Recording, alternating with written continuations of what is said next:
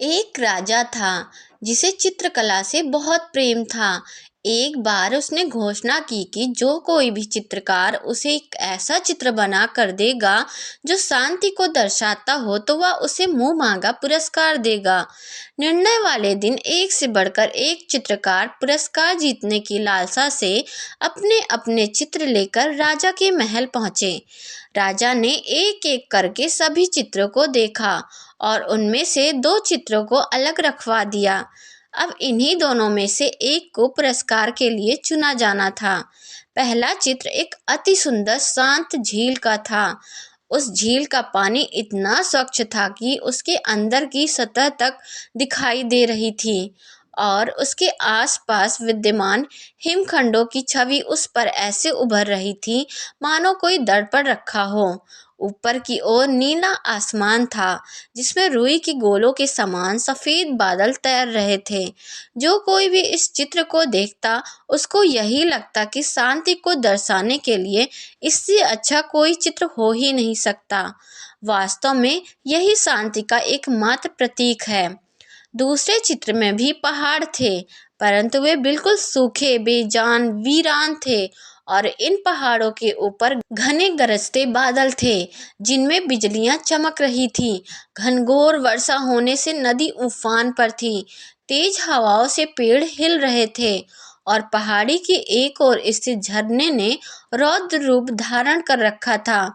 जो कोई भी इस चित्र को देखता यही सोचता कि भला इसका शांति से क्या लेना देना, इसमें तो बस अशांति ही अशांति है।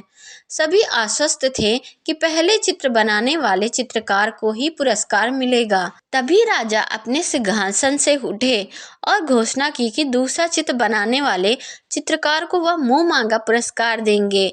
हर कोई आश्चर्य में था। पहले चित्रकार से रहा ही नहीं गया।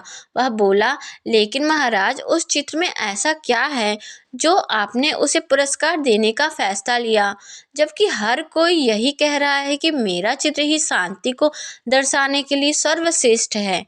आओ मेरे साथ। राजा ने पहले चित्रकार को अपने साथ चलने के लिए कहा।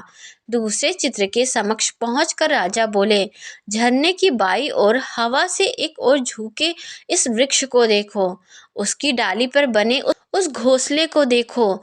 देखो कैसे एक चिड़िया इतनी कोमलता से, इतने शांत भाव वे प्रेम पूर्वक अपने बच्चों को भोजन करा रही है।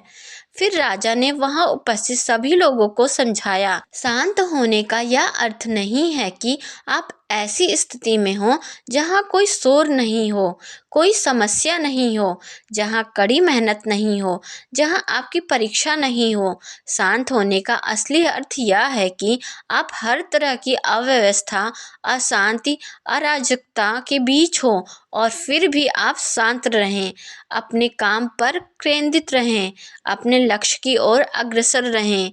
अब आप समझ चुके थे कि दूसरे चित्र को राजा ने क्यों चुना। आपको यह कहानी कैसी लगी?